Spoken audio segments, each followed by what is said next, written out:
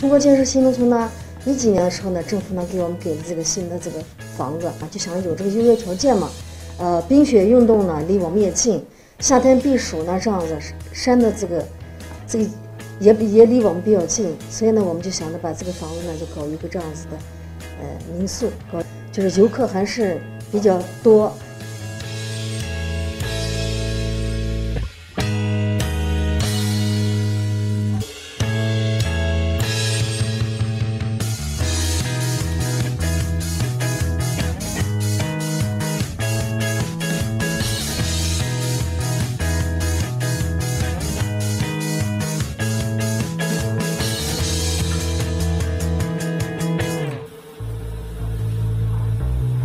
从最开始，反正基本上也就吃饱肚子吧，到现在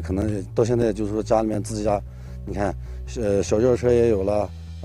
存款也有了，年收入说，